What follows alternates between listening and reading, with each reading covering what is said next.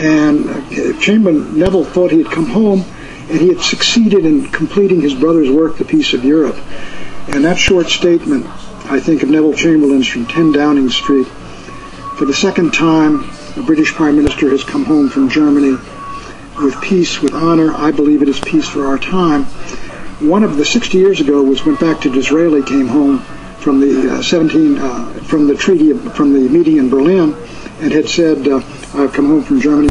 And peace for our time, or peace in our time, that is out of the Anglican Book of Common Prayer, I think, and it's Austen Chamberlain, the title of his speeches that after he won the Nobel Prize. It's a fascinating story. So he's, let's see, all three. This is a book by Gene Smith, who's sort of a popular writer, and he's got a lot of great stories in here. Of course, this is the 6-volume history of World War II. When did Winston Churchill write that? 1948? This is the first one. Gathering Storm was published in 48, and this was published in 1953. So it was a 5-year project. Actually, there's a lot of misspellings in there, but it's of course a tremendous read. And in 1949, he got the Man of the Year. I don't think he should have gotten it that year because Mao Zedong took over China, which seems a little more dramatic than him writing a couple of books. So, but some of these here these are very old books. Oh, this is really an interesting one. This is where this is step by step. These are columns that Winston Churchill himself wrote every 2 weeks between 1936 and 1939. And in here, and in Great Contemporaries, which is another book which he published in 37, he has a number of complimentary things to say. This is a much earlier version. In these two books, he's got, these little markers are where I get the clips. He's got a number of complimentary things to say about Adolf Hitler. And the astonishing one is after Munich. After Munich, he denounced Munich, what a horrible deal it was on the 5th of October, which was after Munich. Let me see if I can find it. Let me see if I can go to the 4th of October. I used a lot of these quotes. Where we are, German maneuvers. Got it. Somewhere in here, let's get the date. October 20th, 1938 would be right before that. Oh, here we are. Look at this. Now this is written, what's the date of this? Let's see here. Okay, this is October 4th. 1938. Munich, September 30th. Chamberlain comes home. Here's Churchill writing about the Munich Agreement. France after Munich. Here's the last paragraph. It is a crime to despair. We must learn to draw from misfortune the means of future strength. There must not be lacking in our leadership something of the spirit of that Austrian corporal who, when all had fallen into ruins about him and when Germany seemed to have sunk forever into chaos, did not hesitate to march forth against the vast array of victorious nations and has already turned the tables so decisively upon them. It is the hour not for despair but for courage and rebuilding. So, and that is the spirit which should rule our minds. You don't think of Churchill as talking about the spirit, the martial spirit of the Austrian corporal. So, but those are really terrific. We got some terrific quotes from Churchill in here that somewhat contradict the image he paints of himself in these books. You go back and you read what he was doing and saying. He rewrites history in all these cases to say, what did the Americans drive us to break the treaty with Japan for? And he was in favor of it himself. He didn't stand up against it. And a number of other occasions you find Churchill rewriting history to his own benefit. And the really unfair one when he really charges Chamberlain. It's a great passage where he says, how in heaven's name could we honor this guarantee? I mean, it's what a rash act it appears to have been to have made it at that time when everything was against us.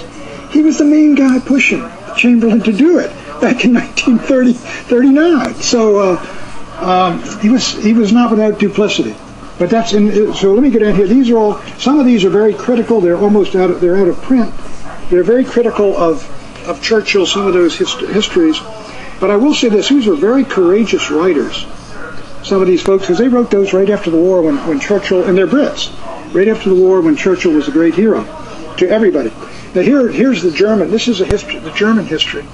This runs all the way back from before the Kaiser. You've got Bismarck in here, and you move up to the Kaiser, and that's Mein Kampf itself, Hitler's book. You know, I first got a copy of that when I was 13 in the Loudermilk bookstore. Just sitting there, you know. 13, what year was that? Probably 1951. I don't know if that's the original. I think my brother took it. He was bigger than I was and kept it.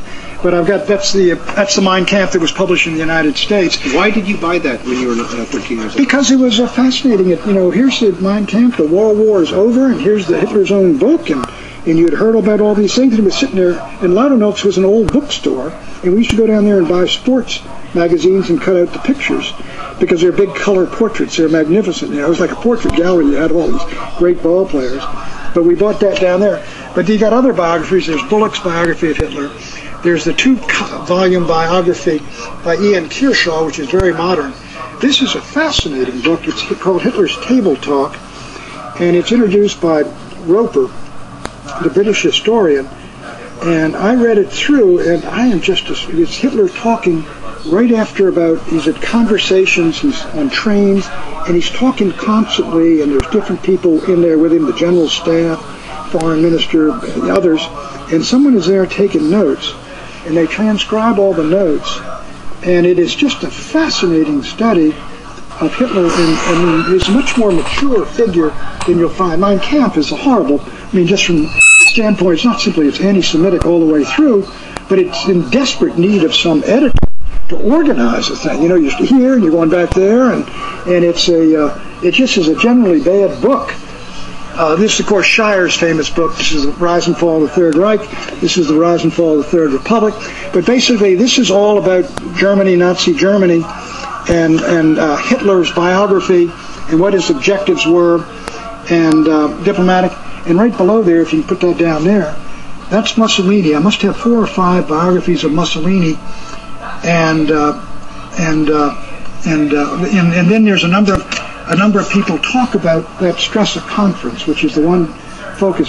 Let me say something that for me, this was. I was educating myself. For example, I was aware we were kids. We studied the Washington Naval Conference and all those things. We had good history in parochial schools. But the idea that the British were that close to the Japanese, and the Japanese had been that supportive in World War I, and what the Japanese demanded at Versailles, and how the Americans pushed the British into tearing apart an alliance with Japan. Japan was not a benevolent power, but it had worked. And to tear the thing apart meant to alienate Japan, isolate them, move them outside the community of nations, whereas the British, because they were the Brits, and the Japanese admired them enormously as an island empire, they had a great moral influence on the Japanese and a restraining influence on the Japanese. And the Americans forced them to break the alliance. And to me, that's why I admire Billy Hughes, the Prime Minister of Australia. He was a gutsy guy. He said, "What are we doing? We got the Americans telling us how to run the empire?" And he had sassed Wilson to his face at Versailles. Wilson had said, when the Australians wanted some more of the islands in the South Pacific that the Japanese had taken, and they had taken from the Germans. And Wilson didn't want them to have them. And he said, Mr. Hughes, are you going to destroy the hopes and dreams of the world over a couple of islands? And Hughes said, and he turned up his earpiece, he said, "That's about the size of it, Mr. President." He's a man after your own heart. We're in Pat Buchanan's office here at his home, looking at his library. So let's move through that's all the Germans, and that's the Italians, and the French down there. Ernest May, the Harvard historian, has written about one of the best books, and also what's his name, Alistair Horn, and Ernest May and Alistair Horn. I sent when I finished the book, I sent notes to all these historians, and I sent them copies of the book as I could find, because I wanted to say thanks, since I've quoted you an awful lot. And I got a nice note back from him. He was apparently a roommate of William F. Buckley's, but he wrote about the fall of France, and so did Ernest May, and they're just wonderful histories. Americans have some great, and the Brits have some wonderful historians. Even, you can spot some people that got a point of view and discount that, but they're just, we've got some great historians. Both countries do. Now, these are general histories of the British Empire, and even one of them is entitled that, the British Empire, by the best of the British The Best of the British. This is terrific. This is by Massey. Dreadnought. That's over 1,000 pages. Many of these are best-selling